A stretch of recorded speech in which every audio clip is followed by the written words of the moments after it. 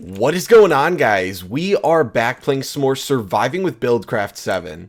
Now, I've been itching to record this episode ever since the last one because I have not actually been able to really do much on the world without recording this episode. Now, the reason I say that is because today we are going to be covering ore processing, or at least we're going to go over the start of it. And the reason I didn't really want to do anything prior to recording this episode after the last one is because if you saw last episode, we got the ore processing setup going. It's nothing too spectacular, it's just the mining well, and we moved it around a little bit, and that's gotten me some ores, but I want to make sure that I'm getting the most bang for my buck when I'm actually processing them, so I do not want to just cook them down and get one ingot per ore. I want to get at least one additional one, if not more. So today we are going to start the semi-lengthy process of BuildCraft ore processing. Now, the reason you may not have heard of this before is because it's actually not in the core mod. I don't know if we could use robots for ore processing in some way, but we don't have robots available to us right now. I will go over that in a little bit later in the video at least, because that is kind of pertinent to how the series is going to go. But there is an add-on mod that was created by someone that is not a BuildCraft dev, but it is endorsed by BuildCraft. If you go on the BuildCraft website, it is listed under one of the current add-ons, so we're going to be covering it in this series. Now, a lot of you will have other mod options. As I always say, I'm sure you're playing BuildCraft in some semblance of a mod pack, whether it's a huge kitchen sink one or just a small one to mess around with friends in. I'm sure you have other options. Obviously, Mechanism is going to be one of your best friends. That one you can get all the way up to 5 times ore processing.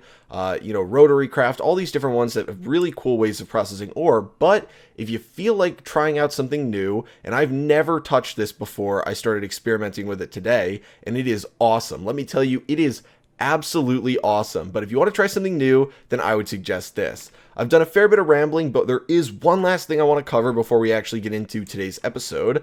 Since today's episode won't be a super long one, but the ore processing is going to come in 3 parts. So today's episode is going to be turning the ore into liquid form. Now, the reason that I want to separate it into 3 parts is while these aren't super long, if I were to put them in one video, it would be very lengthy, very complicated, and I wouldn't go over it super in depth. But today's episode should be fast. We're going to turn it into liquid, liquid ingots, liquid, whatever you want to call it. We're going to convert the ore into kind of like a molten metal.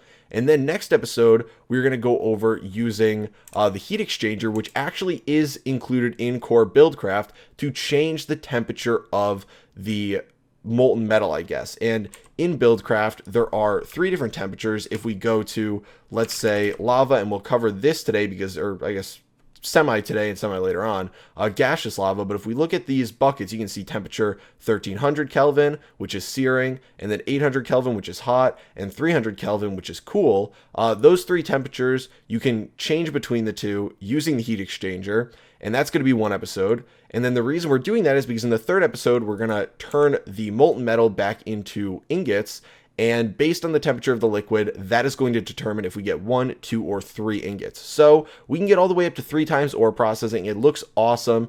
And then after that, I'll make a couple, additional setups that are basically just duplicates to process other stuff, whether it's 1 ore per or what. I'll do that later on, but I think it's going to be really cool. That's a lot of rambling for me. It's already been like 4 minutes or so, but I hope you guys can tell how cool I think it is. Like, I know a lot of times people in videos will say, I think this is really cool just because they want views. I genuinely spent over 2 hours messing around with this, and I was very tempted to not even record a video tonight because I spent so long messing around with this in creative in one of my test worlds, and got carried away. So I think it's absolutely astounding how cool it is, and I've never seen it before. So without further ado, let's get into doing some crafting. It's really cheap what we're going to be doing today. We're going to need a couple pistons, some iron. Basically everything you need to craft, including the pistons, will be iron, some wood, some cobble, and glass. And that's really it. And then redstone torches, because we're going to use redstone engines, since we're not going to use any of the gates yet to control our wooden transport pipes. But the first thing we'll do is we will make said redstone engines. I believe we're going to be making 3 of these. So we're going to craft 6 wooden gears, and we'll craft our redstone engines. So I think we're going to need 3 of these. Recipes getting messed up again. There were a lot of issues downloading the new mods because it made me update almost every other mod that we have. JEI, Wayla, Forge, everything had to get changed because it was like one update short of being able to be used with the ore processing one. But so the updates, or the I guess crafting updates will pop up again, unfortunately, but hopefully you guys will bear with me on that one. So we have our redstone engines. Now we need a Stirling engine. You do need to contribute some power to actually get this running. Again, we're going to make 2 wooden gears and then convert those into stone gears. And then we will finish making the Stirling engine. And then the last thing that we're really going to need to make is going to be a couple tanks and then the ore processor itself. So super creative name, I know, ore processor. But we're going to be making 2 tanks for the actual crafting, and then 3 tanks to store stuff in. So the only things we're going to process in here are going to be iron ore and gold ore. And so when we store the molten metal today for each of those, we're going to want a tank for each, and then you get a byproduct of gaseous lava. And that's what I showed you guys before to show the actual temperatures. I believe we can convert that into power, and I think based on the temperature, we'll get different power. I don't really know. I haven't looked into that too much, but everything is going to be useful in this setup. I'll just say that. So we are going to want to store it. So it's gaseous, but it can go in a tank. So we're going to have 3 of those. And then lastly, I think I have some extra stuff in here. I'm trying to think about what this was for. I genuinely can't remember. We have iron, sticks, and cobblestone. Oh, I didn't finish crafting this. Oh my gosh. Okay. I was thinking to myself, oh my gosh, what is this for? Okay, so there we go. We have the furnace, and then we need to make the gears. That's what it was for. It was for crafting all the rest of the gears. I got carried away. I thought I had finished crafting it. That is my bad, guys.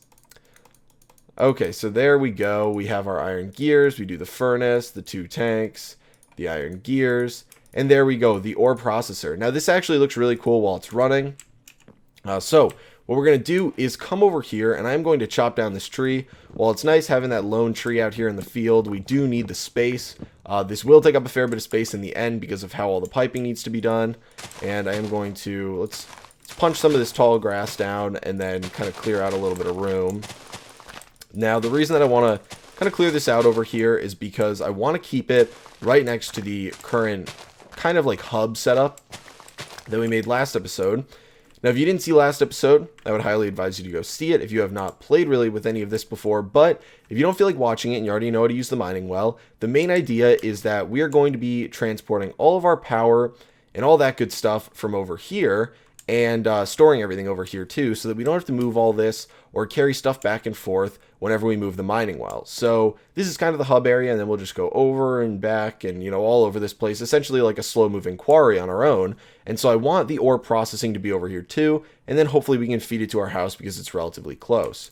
So I think we'll probably set it up right here, kind of going in this direction, because it'll be pretty, you know, pretty linear setup. It's not going to be a huge like monstrosity. It'll, you know, kind of, you'll be able to look at it. It'll look cool. So what we're going to do today is, I guess we're going to need to actually, there's one thing I forgot to do. And what I'm going to do right now is make a crafting table and just put it out here in case this happens again. But we're going to make 1 chest for today just to use, because there is one issue that I ran into, and that is if you try and input additional ores into the ore processor, be it, you know, the same type of ore, but it's an additional piece because it only takes 1 at a time, or it is a, kind of scared me, or it is a different type of ore, then it'll pop out. You know, there's no internal storage for it. So we need to make sure that we're minimizing the amount of ore that is going to each one so that none of the ore pops out and gets destroyed. And it looks like it's going to be nighttime soon, so we'll have to sleep.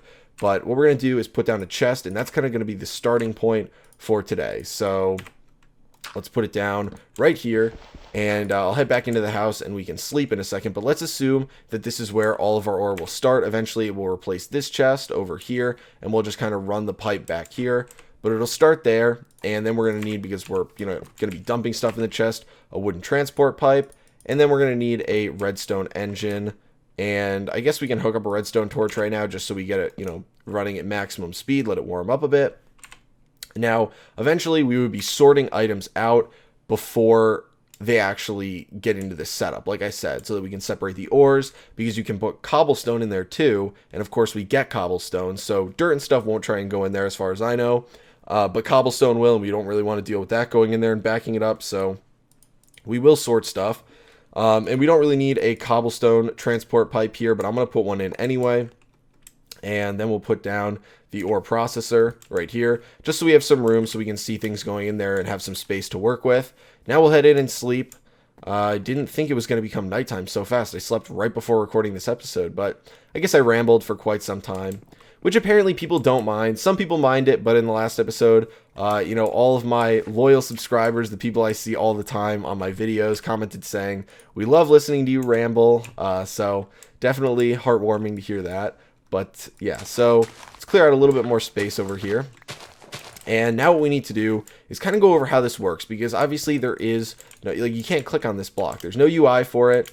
So the items are going to go in the side.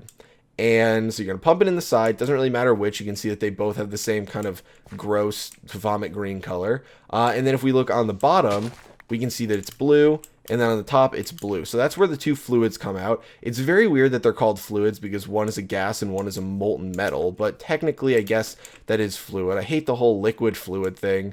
If you're ever, studying any of that in college and you're going over the classes that go over, like, fluid dynamics, it gets really annoying because you almost always cover liquids, but then gases can be considered fluids. They're not, or liquid. It's the whole thing. Yeah, it goes back and forth. But it's like, all squares are rectangles, but not all rectangles are squares. It's weird. I can't even think about it right now because I'm so tired. But essentially, we're going to have fluids coming out both these sides, random tangent, gas, lava coming out the top, and the bottom is going to be the molten metal. So just keep that in mind. That's the important part. The important takeaway from my whole rambling there is the molten metal will come out the bottom and the gaseous lava will go out the top. Now, you don't need to keep the gaseous lava. You can just get rid of that. You can put down like an obsidian pipe and just void it. But we're not going to do that because I believe we can use it for other stuff. But the most important part is going to be the molten metal. So we're going to have to pull it out of the bottom. If you don't have it being extracted from here, it will just sit inside. And surprisingly, this actually does have like a sort of 3D effect to it that we'll see in a little bit. Oh my gosh. Okay, I forgot. We're not actually putting down the fluid pipes. These need to be fluid. That is one thing that I forgot. We've worked with kinesis pipes, but we haven't worked with fluid pipes. Let me see if we have the stuff to actually make these fluid. It's going to take pipe sealant, which is going to be a slime ball or cactus green. Do we have any cacti around here? I feel like we should. I really don't feel like cutting the video right now to go find some. I feel like we definitely should have some around here. It's looking like it's a little bit deserty over here. It must be, is there a desert close by? I might actually have to cut the video and go find one of these. Let's get over this hill right here and let's see if there's any cactus on the other side. It does look like there is a desert over here. So if we look at the mini map, I have not done much exploring in this world since, like I said, we recorded last episode and I didn't really play much. Oh, there we go. So we can grab cactus from over here. So while we're doing this, I guess I can discuss the thing that I mentioned earlier, which is kind of the state of BuildCraft. I did get a comment on my video from the current BuildCraft dev, and that's always cool to get comments from the devs of the mod, seeing, that your video somehow made its way to them. But I did get a comment, and I guess I possibly had mentioned, or someone mentioned in the comments, going over robots and stuff like that. And robots are definitely the biggest thing in BuildCraft right now. Obviously, they have quarries and whatnot, but the automation is very centered around robots. And ever since they were released, I've always found them to be the coolest part. And so that was going to be the main focus of the series. And unfortunately, the reason, and I don't know if I already said this in the video, but the reason that this stage of BuildCraft 7 is currently in alpha, it's not a full release, is because there are no robots in here. They have not been ported yet to 1.12, and it apparently won't be, saying a couple months might even be optimistic.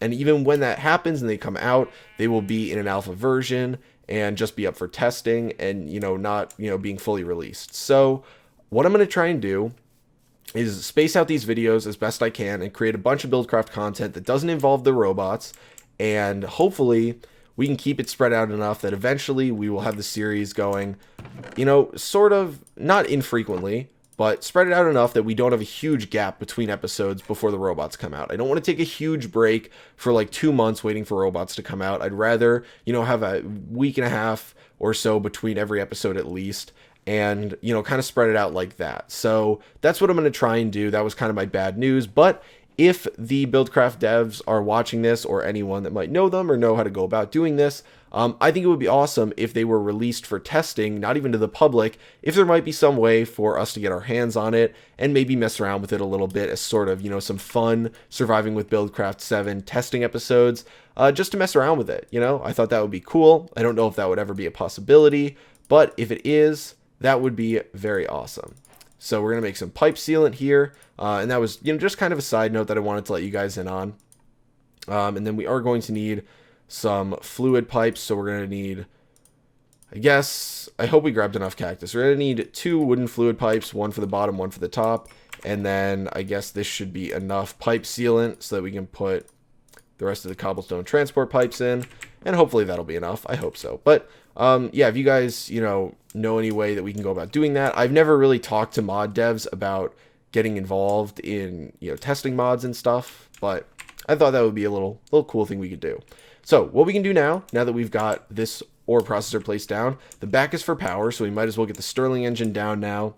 And I'm going to put the redstone torch down. I'm not actually going to turn it on by putting coal in there.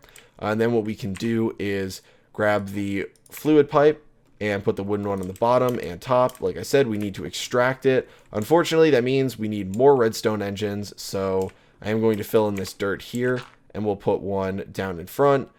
And then I guess we could put it down and back if we really wanted to, but then the redstone torch part gets weird. And then another one can go down, I guess, right here. It looks very odd, honestly. I don't know how really we can put... Is there any better way to do this? You know what? Here's what we're going to do. Can we wrench this, or do we just have to break it? I guess we just break it. So we can put it down over here, and then we can do this so that we can kind of still get a good view of this stuff. So we'll do that, and then we can connect these up. So we're going to put a cobblestone fluid pipe there, and then we're going to put, I guess we can just put 2 on each of these. So we'll do that, and then down here, I'm going to dig out a little bit more behind it. And what we can do is put down a tank here and a tank here. It'll be a little bit awkward between, I guess I really shouldn't have put down a tank like that. You know what? We can do this. Let's break this pipe here, and let's go like that for now, just because we need to get one fluid in one and one fluid in the other first, and then it'll kind of auto sort itself. But before that, if it were to dump, a little bit of one in one and then a little bit of one in the other, it would kind of suck. So we'll do this, and now it actually should be good to go. So what we can do is come over, we can grab some iron ore, we can grab some gold ore, and everything should have a redstone torch on it except this right here. So we can do that, and then we can come back here, we can throw down our coal, it's going to start, and then over here, we can throw down let's do 1 piece of gold ore. It gets pumped out, and you can see now that there is actually a visual inside. You can even see the gold ore coming at the bottom, the molten gold ore, and then at the very top, you can see the gaseous lava. It's hard to see in there because it's kind of blocked at the top, but it will show up there kind of floating. And now the gold ore is going in there.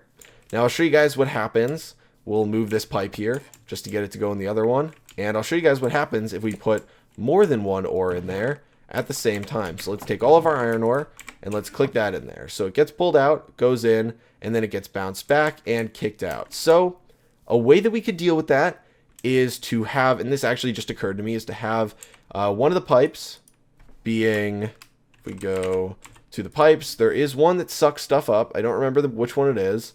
I think it's right here, the Obsidian transport pipe. So we can have it suck it up and just attach that to the back of this chest and kind of deal with it that way. If we wanted to, it's kind of a scuffed way of dealing with it, but it would work actually. So we'll probably do that, and then we won't really have to worry about sorting it. It'll just kind of bounce out and loop. Or we actually might be able to make a loop in here, so it goes here first and then kind of loops around if it can't. I don't know if that's possible. It seems like it just kind of bounces it out, but who knows? Not really going to mess around with that right now, since I can just manually input them. So now we put gold ore in, it comes in. I think this looks very, very cool. The gold ore will come down, and it's a little bit annoying with how it actually paths between the tanks. It'll take a little bit for the gold ore to actually completely get over into this tank. It'll kind of build up over here and then slide back, and I mean, it's got, some physics to it, but eventually it will make its way into this tank, and I'm not really worried about a backup in the liquid. And then if we were to put some iron ore in, again, it'll make its way over to its side. And now we've got the molten metal in here. So like I mentioned before earlier in the video, it does have a temperature to it. So this molten metal is going to be searing, go figure. So it is 1,300 Kelvin, and we're going to have to cool it. I believe we're going to have to send it through the cooling twice. Once we'll take it down one step, and then the second we'll take it down the second step. So that is going to be obviously how that works. And as we can see, the fun going on right here as to why eventually I will separate these into their own respective kind of processing stations. Since dealing with it, this is awful to look at. Look, what if every time it flicks over to the side here, instead of having that last little like millibucket going to the left side? Well, okay, thank you. Thank you. So now this should finally be able to come in. But yeah, it's a little horrendous to look at when it keeps doing that. But I think that's going to be it for today, guys. It's becoming nighttime again, and it was a pretty lengthy video with a lot of rambling, so I appreciate you guys bearing with me, but I really do think that this is going to be a lot of fun to mess around with. I don't think I've ever seen ore processing that actually looks so cool and is so realistic. It's a lot of stuff that I went over in my heat and mass class that you're going to do with the heat exchanger. So, you know, if you guys want, I can include some real world stuff, because the way that it actually runs, the type of heat exchanger that it's shown, I learned a lot about that. And so that is one thing I can bring to the table that other people might not be able to, is I actually know some of the real world stuff behind this, you know, stuff in Minecraft that they do. But regardless, let me know if you guys think that this is a cool ore processing setup, and if you might give it a try compared to the usual mechanism ore processing, or, you know, whatever you do. And thanks for watching, guys. Hopefully you enjoyed the video. I will talk to you guys later. Standing in a glass bowl at the end of a black hole, cold, lost and upside down. Faces swirling past me, all my memories rolling vastly.